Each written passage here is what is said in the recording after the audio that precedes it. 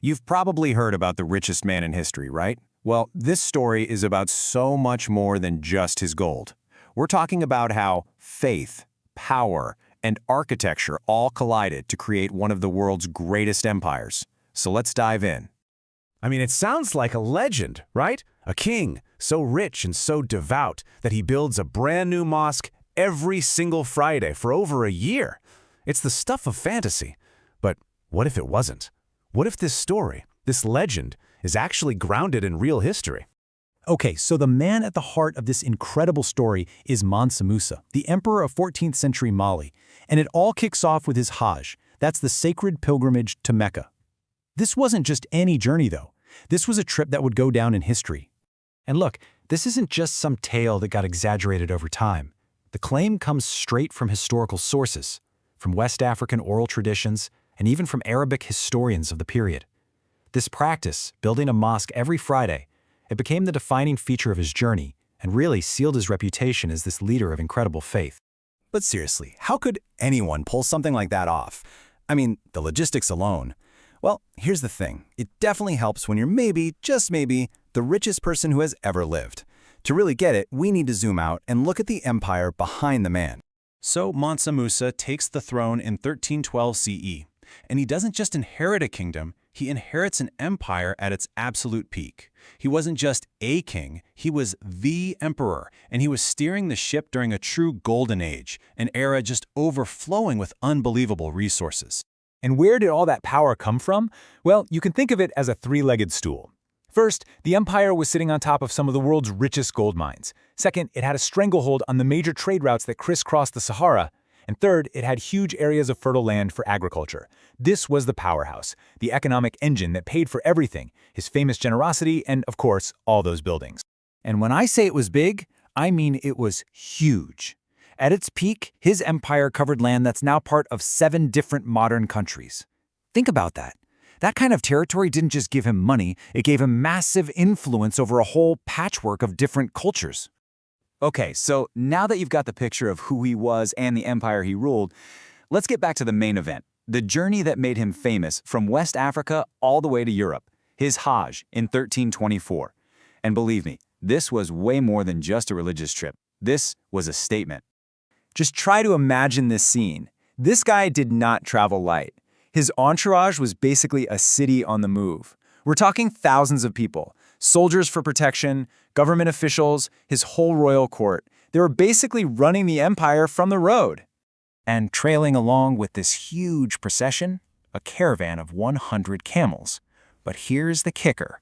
They weren't just loaded up with tents and food. Nope, they were carrying tons and tons of pure gold. And get this, he had so much gold with him that when he stopped in Cairo and started spending it, he literally broke their economy. He put so much gold into circulation that its value just tanked. It caused massive inflation that wrecked the region's finances for more than 10 years. That's the level of wealth we're talking about here. Mind-blowing. So this whole incredible journey was an epic that unfolded over several years. It starts in 1324. A year later, in 1325, he makes that famous stop in Cairo, then continues on to Mecca. But the story doesn't end there. The impact of this trip was so huge that when he got back home, it led him to commission incredible buildings, like the famous Jingu River Mosque in Timbuktu. But for all the talk about the gold and the sheer spectacle of it all, the really lasting legacy of this trip was what he actually built. So let's shift gears and talk about the architecture. So the mosques he was building were all in this really unique style called Sudano-Sahelian architecture. The best way to picture it is to think of these incredible organic structures that look like they grew right out of the ground. They're made from mud brick and have these big timber beams supporting them, which often stick right out of the walls. It's a look that's not only beautiful, but also perfectly designed for the local climate. And he wasn't a one-size-fits-all kind of builder. The projects were totally adaptable. If he was in a smaller town, he'd fund a simple, practical mosque made of adobe for the local folks. But when he rolled into a major hub like Timbuktu or Gao, that's when he went big. He'd commission these massive, monumental mosques that were designed to be symbols of his empire's power and piety. And of all those projects, this one right here is the crown jewel, the Jingoreber Mosque in Timbuktu. The amazing thing is, it's still standing today.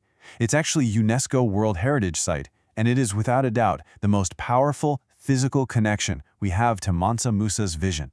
It's not just a building, it's living history. So you might be thinking, okay, cool buildings, but what's the big deal? Well, it's because these structures were so much more than just buildings. They were the physical and spiritual foundation that would go on to shape West African society for hundreds of years. Think about it. These mosques became the absolute nerve center of their communities.